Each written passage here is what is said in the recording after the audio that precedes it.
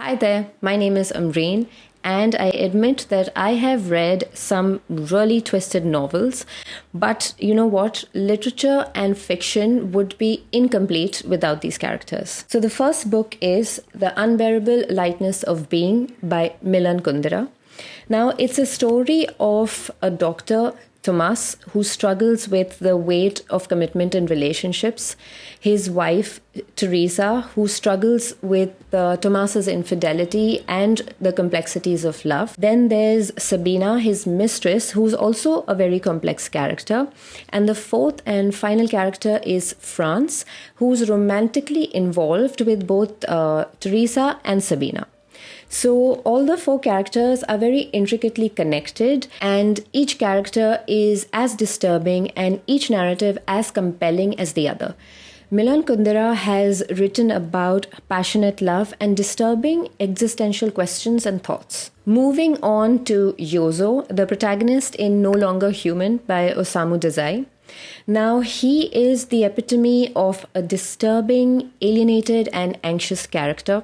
And what's even more disturbing, there's a little bit of Yozo in most of us at least. Now, what does it mean to be human? Why do some of us not fit in? Why are we so self-destructive? In No Longer Human, Yozo struggles with societal expectations and his mental health, of course, because he feels completely alienated from the people around him, and this includes his family members. And Osamu Dazai will not sugarcoat what it means to feel lonely and to feel that dread and how painful all of this becomes because we deeply internalize all of it. Then we have The Stranger, L'étranger by Albert Camus. Now, in this, the protagonist, Merceau, his emotional numbness stands out from the beginning, from the very beginning. In fact, from the very first sentence, the man's mother dies and he mentions it very casually. And this indifference of Merceau is both unsettling and interesting. He seems to have no past or future concerns, and since it's Camus, we're staring at existentialism right in the face. Now, this next book I read a while ago, Insane by Goetz. The main character here in this one, he struggles with the blurred boundaries between sanity and madness. The book starts with him working as a psychiatrist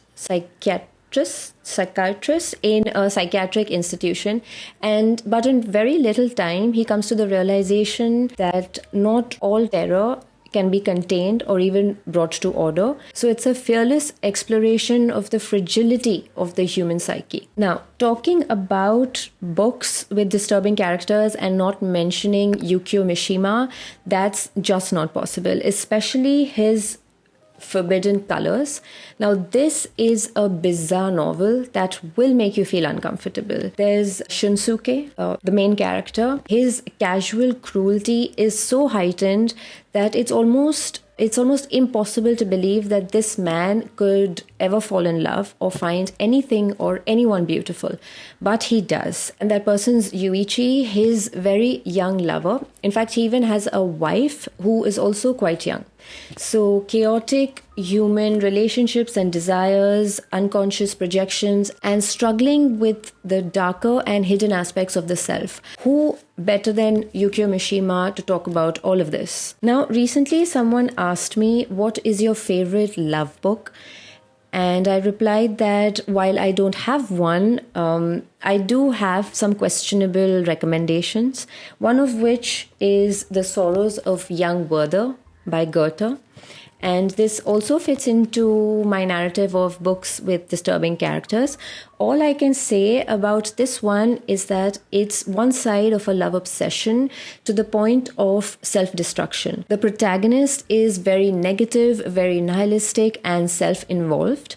So yeah, c'est tout. Now let's talk about Dostoevsky's Crime and Punishment is the final pick. In it, there's Raskolnikov, the most unforgettable character I have ever read. Dostoevsky utilise le crime de Raskolnikov pour explorer le thème complexe de la moralité, de la rédemption et de la psyche humaine.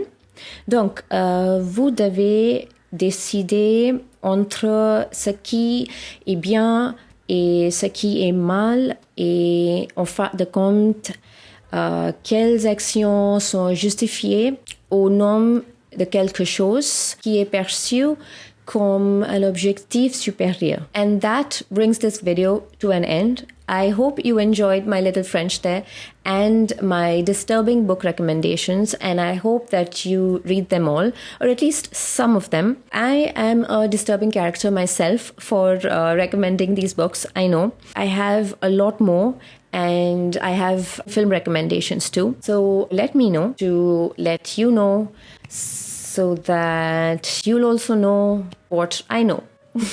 All right. So see you guys. Thank you for watching.